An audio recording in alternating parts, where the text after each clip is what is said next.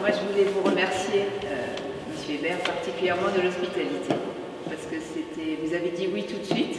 Quand j'ai pris contact avec vous, vous avez immédiatement accepté et vous m'avez autorisé à mettre en place tout ce que j'imaginais mettre en place depuis longtemps. C'est-à-dire que cette exposition est pour moi très importante. Je pense que c'est la plus importante que j'ai faite jusqu'à maintenant, parce que c'était important, particulièrement après le Covid, qui nous a beaucoup distancés les uns des autres, qui nous a beaucoup isolés. C'était pour moi important de nous réunir, c'est-à-dire de réunir en particulier les jeunes qui ont vécu une période de Covid difficile avec un isolement, avec des difficultés, on va dire, de vie pendant toute cette période. Et c'était important pour moi de réunir des écoles de milieux différents, à la fois des collèges, des lycées, des écoles professionnelles, et d'imaginer des temps où chacun aura sa place. Donc cette exposition, c'est la première qui va se passer comme ça. Peut-être pour vous expliquer, il y en a qui connaissent mon parcours, mais peut-être qu'il y en a aussi qui ne connaissent pas, donc je vais juste résumer un petit peu le travail que je fais depuis quelques années. Pendant tout un temps, j'ai peint les génocides. Donc j'ai au départ peint par hasard, j'ai peint la souffrance collective au départ. Mon idée c'était de peindre la souffrance collective. Et je suis psychiatre, donc dans mon quotidien, je m'occupe de la souffrance individuelle. Et mon idée c'était de peindre des groupes en souffrance. J'ai peint assez rapidement des déportés et à partir de là je me suis complètement laissée emporter par le sujet et je ne suis pas arrivée à ressortir du sujet. Et j'ai continué à peindre des déportés alors que je pensais passer à d'autres souffrances. Après la première exposition que j'ai faite, parce que mes tableaux dérangeaient, donc je me suis dit qu'il fallait que ce soit exposé, puisque quand ça dérange, c'est que ça parle. J'ai fait une première exposition, j'ai vu que les gens qui ne me connaissaient pas étaient intéressés par mes tableaux, ils étaient intéressés par, ils étaient touchés, on va dire, par les textes qui accompagnaient les toiles. La première exposition était sur la question de l'indifférence. Sur la position qu'on a quand on est témoin, mais pas témoin du passé, c'est aussi témoin du présent. À partir de là, j'ai orienté mon travail différemment et je vais vous dire un petit peu les orientations que ça a pris progressivement. Alors la première orientation que ça a pris, c'est que je me suis dit qu'il fallait aussi parler, non pas que des Juifs et de la Shoah, mais des mémoires dont on ne parle pas. Pas assez, c'était la mémoire des Tziganes, qui était une des mémoires dont je voulais qu'on parle, et la mémoire des handicapés, qui ne sont pas là pour parler, et qui eux aussi ont été des victimes du nazisme, et puis la mémoire de tous les autres, des résistants, des homosexuels, des témoins de Jéhovah. Par la suite, j'ai voulu peindre les traces laissées par le vécu d'un génocide. Donc l'idée c'était qu'on n'imagine pas que quand on est sorti d'un génocide, on reprend sa vie comme avant. Mais quand on sort d'un génocide, on garde des traces, on n'est plus le même. En vieillissant, c'est encore plus compliqué parce que moins on est actif et plus les traces du passé deviennent fortes et présentes.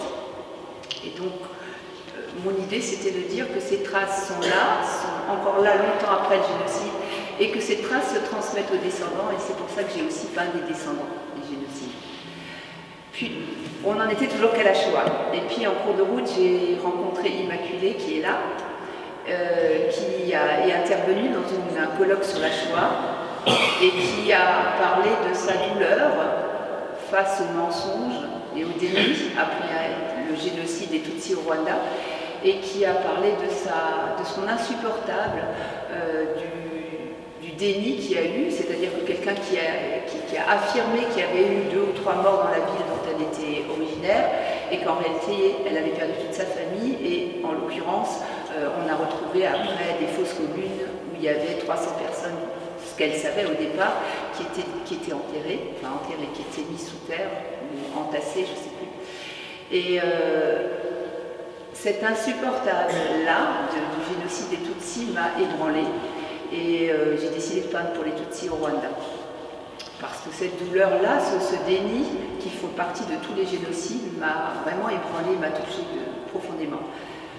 Donc j'ai fait une exposition de 30 toiles, il n'y en a que 6 ici qui sont dans le cloître, mais il y en a 30 à l'origine. Et puis après j'ai peint le génocide des Arméniens, et là aussi il y a je crois qu'il y a 6 ou 8 toiles pour les Arméniens, mais j'en ai fait aussi une trentaine.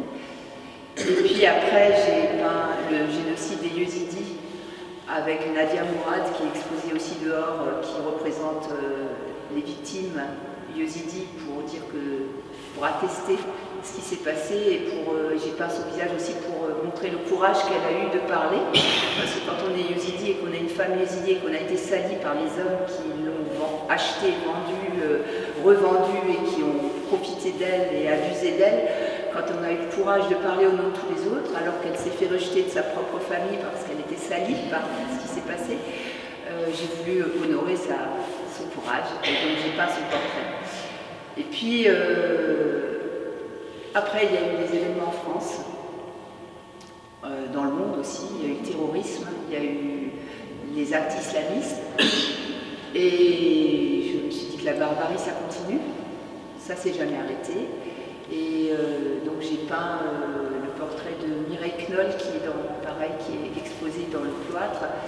Et pour Mireille Knoll, c'est cette femme qui a été tuée par un enfant adolescent, enfin qui avait une trentaine d'années, mais qu'elle connaissait depuis tout petit, et qui l'a brûlée vive en 2018 dans son appartement à Paris. Et j'ai peint en même temps parce que l'histoire se répète pas seulement par les meurtres antisémites, les meurtres barbares, mais aussi parce que le même jour, quelqu'un d'autre a été assassiné, c'est le colonel Beltrame, dont on a fait récemment un timbre. Donc le colonel Beltrame, c'est cet homme qui s'est interposé dans une attaque islamiste, d'un islamiste, dans un supermarché et qui a donné sa vie pour sauver celle d'une femme qui était prise en otage. Et le même jour, le hasard a voulu que le même jour, je crois que c'est le 18 ou le 25 mars, enfin c'est très récemment, 2018, il y a 5 ans, sont morts, quasiment dans la même journée, le colonel Beltrame qui s'est comporté comme un juste, comme les justes pendant la Shoah, comme les justes pendant le génocide du Rwanda, comme les justes pendant le génocide arménien. Et le même jour, une victime du fait de sa religion juive et un juste qui a donné sa vie pour quelqu'un d'autre. Et c'était important pour moi parce que ça signifiait bien là que le passé n'est pas le passé c'est le présent.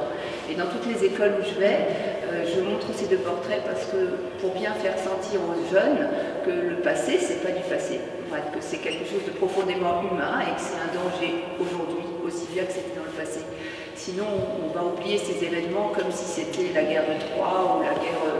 mais ce n'est pas des événements du passé, c'est en fait propre à la nature humaine. Et donc on est tous obligés de se battre pour diffuser des valeurs humaines, pour essayer, à notre niveau chacun, d'agir pour qu'il y en ait le minimum. Donc ça, c'était la période jusqu'au Covid. Arrive le Covid. Donc juste avant le Covid, je suis tombée, je me suis fait une très grosse fracture du poignet qui m'a invalidé la main droite pendant 2 ans quasiment. Et à cette période-là, donc j'ai pas pu peindre. Et j'ai accompagné un voyage avec des élèves de Coutances, un voyage mémoriel en République tchèque et en Pologne. Et l'enseignant qui m'a demandé de les accompagner m'a demandé de peindre les porteurs de mémoire, mais je ne pouvais plus peindre. Donc j'ai accompagné le voyage, j'ai animé le voyage aussi, en lisant des textes, en passant des musiques, en leur faisant téléphoner à des témoins que je connais qui les ont pris au téléphone pendant le voyage pour témoigner à distance. Et puis il fallait que je rentre et que je peigne les porteurs de mémoire, mais je n'avais pas de main. Donc il fallait que je trouve un autre système pour les peindre. Ce qui fait que je me suis intéressée à une technique qui est le transfert d'image. Donc on n'a pas besoin de peinture, il faut un ciseau avec une main, on y arrive. Et du coup, j'ai travaillé sur les plexiglas.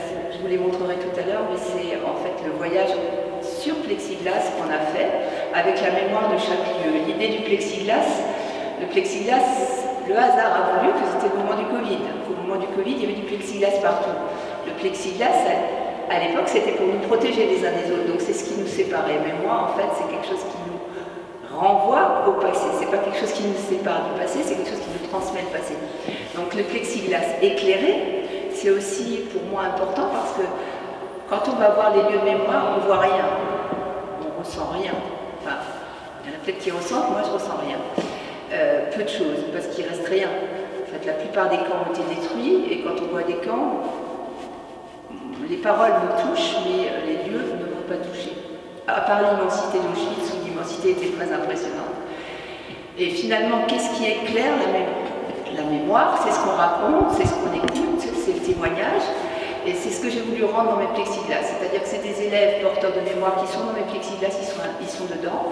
Et la mémoire, on l'éclaire avec, vous verrez avec un LED, en passant un LED derrière. La mémoire s'éclaire, c'est comme quand on s'approche de ces lieux. Et si on s'approche, on les regarde de près, on les met en lumière, on voit la mémoire qui est derrière les lieux qui paraissent vides, comme ça, d'histoire en fait. Puisque beaucoup, encore une fois, beaucoup ont été détruits, Treblinka, il ne reste rien. À part des menhirs, mais qui sont des menhirs d'aujourd'hui, des stèles qui ont été construites aujourd'hui, mais il ne reste rien de l'époque. Donc, ces plexiglas avaient aussi un autre intérêt, c'est que j'ai travaillé à la cire chaude, avec du pigment, qui est une technique très ancienne qui est utilisée dans le Fayoum à l'époque en Égypte, et j'ai voulu mélanger le passé et le présent. Donc, il y a travaillé avec la cire. Et en même temps, comme je ne pouvais pas peindre, comment je pouvais mettre de la couleur, j'ai utilisé des sprays acryliques qu'on utilise pour faire du street art. C'était ce mélange entre aujourd'hui et le passé qui se mélange dans ces plexiglas. Et aussi la cire a un avantage, c'est que ça floute une image. Donc la mémoire, elle est aussi floutée. Il faut vraiment regarder de près. Il y a des choses qui s'éclairent, il y a des choses qui s'effacent. Et c'est tout ce travail qui est dans les plexiglas. Si vous voulez des explications après, j'ai mis les titres, mais si vous voulez plus d'explications, je vous les expliquerai. Et puis, il y a eu le confinement. Donc tout ça, je l'ai fait autour du confinement. Et pendant le confinement, j'étais très très ébranlée, pas par le confinement, mais j'étais ébranlée par la pandémie. La pandémie a eu un impact sur la société qui a été très grand. Je ne parle pas du nombre de morts. Bon, déjà, il y avait le nombre de morts tous les soirs qui déshumanisait complètement, puisqu'on comptait des chiffres. Et pour moi, quand on est des chiffres, on n'est plus des individus. Mais ce qui m'a le plus ébranlé, c'est finalement tout ce qui a émergé au fur et à mesure de la pandémie. Au départ, il y a eu de la solidarité, ça m'a beaucoup impressionnée, ça m'a beaucoup touchée, j'étais étonnée. Et puis progressivement, la solidarité s'est muée en des haines assez rapidement, en quelques mois. En fait, il y a eu des haines contre les Chinois, après il y a eu des haines contre les Parisiens qui venaient en Bretagne ou en Normandie et qui venaient nous infecter. Les Normands, après il y a eu les Alsaciens qui se sont fait maltraiter quand ils allaient travailler en Allemagne, il y a eu des familles en consultation, il y a eu des conflits familiaux dramatiques entre ceux qui étaient pro-vax et anti-vax. Alors des positions différentes, on a le droit d'en avoir, mais les haines induites par ces positions, c'est une autre question. Et il y a vraiment eu des haines. Il y a eu des infirmiers qu'on a acclamés tous les soirs. Et puis au bout d'un moment, on a dénoncé des infirmiers pour qu'ils déménagent parce qu'ils amenaient le virus à la maison, dans l'immeuble. Et puis progressivement, il y a eu des manifestations assez violentes avec des banderoles, des textes, et ça m'a énormément choquée. Il y a eu beaucoup de phrases qui reprenaient des discours totalitaristes, qui reprenaient l'histoire et qui dévoyaient l'histoire en reprenant des anti-vax qui disaient « je suis Sophie Scholl, je suis résistant », comme Sophie Scholl, ou « je suis Anne Frank parce qu'on est confiné ». Il y a eu des phrases comme les camps du docteur Macron, par exemple. Il y en a beaucoup, hein. Il y a une œuvre que j'ai fait là-bas, j'en ai fait beaucoup, mais j'en ai une qui est exposée, où on reprend ces paroles, où j'ai, en transfert aussi d'images sur le mode, j'ai repris les paroles qu'il y avait dans ces manifestations à l'époque, et tout ça m'a inquiétée. Il y a eu beaucoup de paroles antisémites, il y a eu la phrase qui renvoyait à l'antisémitisme, il y a eu... bon là je ne les ai pas en tête. Le pass sanitaire par exemple, le pass sanitaire est écrit avec 2 S, le S de nazi quoi, hein. Donc, je ne sais pas comment on l'appelle, mais voilà. Pareil, le rapport du juif à l'argent, il y avait le pass était mis comme $1, c'était pas par hasard. Et toute cette référence comme ça à l'antisémitisme qui était masquée là-dessous et les haines qui apparaissaient, m'ont extrêmement choquée, et je me suis dit qu'en fait dans le monde d'aujourd'hui, avec une épidémie, c'est comme au moment de la peste, si on n'y prête pas attention, on peut dériver vers du fascisme, on peut dériver vers de l'antisémitisme ou du rejet de l'autre, même pas forcément du juif, hein. Ça peut être parce qu'il y a eu aussi des haines contre les jeunes qui faisaient la fête malgré le fait qu'on n'avait pas le droit de la faire. Donc il y a eu des haines contre les jeunes, il y a eu des haines contre les vieux, parce que les vieux ils ont eu une jeunesse, mais nous les jeunes on n'a pas de jeunesse. voilà, il y a eu comme ça énormément de rapports de... Alors, encore une fois, les positions différentes, on a le droit de les avoir, mais la haine, non. Et tout ça m'a beaucoup inquiété et je me suis dit qu'on n'en était pas sorti et qu'une épidémie aujourd'hui, c'est comme une épidémie au Moyen-Âge et que les suites peuvent être dramatiques et c'est ces suites-là qui peuvent mener à des génocides. Donc j'ai fait un travail sur ça, avec les sculptures que j'ai faites et aussi avec mes têtes qui sont décrites par rapport au monde. Donc j'ai fait beaucoup de têtes et qui sont toutes décrites. Et c'était mes cris par rapport à ce qui se passait.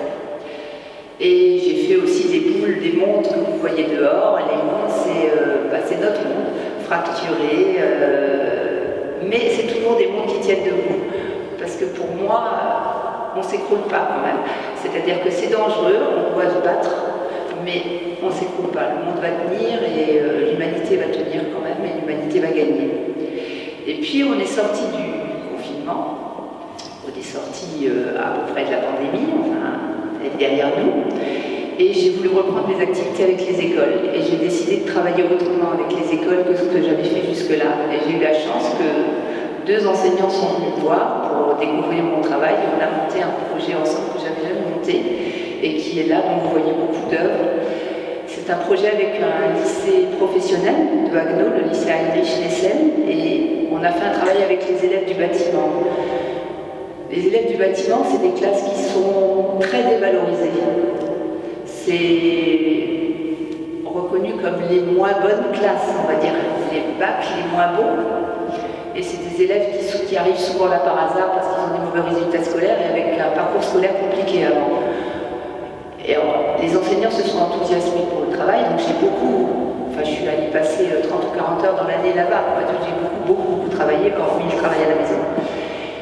Et on a décidé de proposer aux élèves de faire des socles pour mes œuvres et qu'on réfléchisse au sens qu'un socle donne à une œuvre et que le socle donne une force supplémentaire à une œuvre. Finalement, le socle s'intègre dans l'œuvre et ça devient une œuvre à part entière. Et c'est ce qu'on a fait avec les élèves. Donc ça a été fait avec les apprentis métalliers, parce que l'enseignant s'est enthousiasmé, il s'est dit je vais y mettre les apprentis. Et les apprentis, c'est ceux qui ont réalisé les choses les plus exceptionnelles. Il y a eu les apprentis métalliers et il y a eu les élèves menuisiers et métalliers de première professionnelle qui se sont mis aussi. Mais les plus belles œuvres, c'est les apprentis.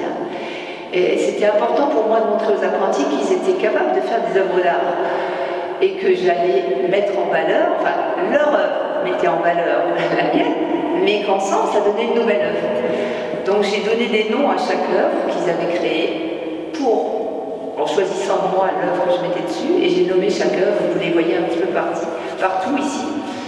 Je crois que les élèves ont gardé mémoire de ce que j'ai fait cette année, on n'a pas tout à fait fini, le projet n'est pas tout à fait fini, et ça a été aussi fort pour eux que pour moi. Et je crois que ça a été fort pour l'école de ce que j'ai entendu, parce que toute l'école a été ébranlée du projet et étonnée aussi des réussites des élèves qui sont absolument, franchement incroyables. Faites le tour et allez les voir, c'est incroyable. Voilà, et c'était important pour moi aussi de réunir ces élèves à la fois professionnels, à la fois lycée, à la fois collège, dans un même lieu. On m'avait dit c'est impossible. Impossible, on ne peut pas les réunir, ça va être la catastrophe. Bon, ce ne sera pas la catastrophe, donc c'est prévu. Ils ont prévu il y a plusieurs temps où ils vont venir. Il y a une classe du collège Foch qui va venir faire 2 pièces de théâtre, et en même temps il y aura d'autres écoles qui seront là, il y aura les lycées et il y aura les classes professionnelles qui seront là aussi. Les autres classes ont fait des masques, ce que je faisais déjà avant le Covid, et on a travaillé sur des masques, sur l'humain et sur l'inhumain. Et l'idée c'était de symboliser le passage qu'on peut tous avoir à passer d'un acte humain à un acte inhumain. Alors on ne peut pas tous passer à n'importe quel acte inhumain, mais on peut passer à l'indifférence. Qu'est-ce qui fait? On a travaillé par exemple au collège Foch sur les enfants cachés. Et la question, c'était qu'est-ce qui fait que quand on est face à un drame comme celui-là, on va aider, ouvrir sa porte, recevoir les enfants, ou alors d'autres qui vont dénoncer une famille, des enfants. Qu'est-ce qui fait qu'on bascule face à une situation dans le monde, on bascule dans une ou l'autre des positions? Et qu'est-ce qui fait aussi qu'on peut parfois basculer dans l'une, et à un autre moment, la même personne peut basculer dans l'autre. Parce qu'il y a des gens, et en l'occurrence dans le génocide des Tutsis au Rwanda, c'est flagrant, il y a des gens qui ont sauvé quelqu'un et qui, parallèlement à ça, ont tué un certain nombre d'autres personnes. Donc cette capacité qu'on a, comme ça, à certains moments, à ce que l'humanité se réveille en soi, c'était ça ce que je voulais sensibiliser chez les élèves. Donc les masques représentent ça. Alors soyez pas choqués, parce qu'il y a des gens qui ont été choqués. Il y a des croix gammées dans les masques. C'est pas maladroit, c'est pas un acte interdit. Dans l'art, on a le droit de mettre des croix gammées. L'idée, c'était vraiment de symboliser le mal. C'était pas de symboliser la beauté du nazisme. Hein. Parce qu'il y a des gens qui ont été dérangés, mais il y a un travail derrière. C'est pas juste une représentation de croix gammée. Donc c'est toujours des visages doubles. Il y a la croix gammée d'un côté, il y a l'humanité de l'autre. Je crois que je vais m'arrêter là, parce que ça ne m'arrête plus. Je vais juste vous dire qu'il y a un programme qui est dense, que c'est important que vous puissiez venir à d'autres temps. Tout est ouvert au public, tout est gratuit. Le programme, il n'a pas été affiché, mais ceux qui veulent, j'en ai là, je vais vous en donner. Et dernière chose importante, après moi, il y a quelqu'un qui vient parler, je vais le présenter, mais je voulais vous dire que ce dimanche, le mois d'avril, c'est un mois particulier. Le mois d'avril, c'est le mois des génocides. Le 7 avril, c'est la date où a démarré les actes génocidaires violents, enfin dramatiques, au Rwanda. Le 7 avril, donc c'est la commémoration, la date de la commémoration, la date où ils se sont passés. Le 18 avril cette année, c'est la date de Yom HaShoah. Donc c'est aussi en avril qu'on fait Yom HaShoah, donc le jour de la Shoah, la mémoire de toutes les victimes de la Shoah. Et le 25 avril, c'est le jour de la commémoration du génocide arménien. Donc le mois d'avril est connu comme le mois des génocides. Et c'était important pour moi que cette exposition elle démarre au mois d'avril. La commémoration du génocide des Tutsis au Rwanda, elle a lieu cette année, ce dimanche. Donc je le dis, il y a Immaculée qui est là et qui peut vous donner, si vous voulez soutenir, vous pouvez aussi venir à la commémoration dimanche, qui dure toute la journée, avec beaucoup d'interventions. Voilà, je m'arrête, je vais laisser la place. Je vais peut-être vous laisser, je vous laisse peut-être un temps pour que vous puissiez vous promener et voir l'exposition, peut-être me poser des questions si vous en avez, je ne sais pas, peut-être qu'il y en a. Et puis après, on donnera la parole à Jean-Marie Vianney, le Rwanda.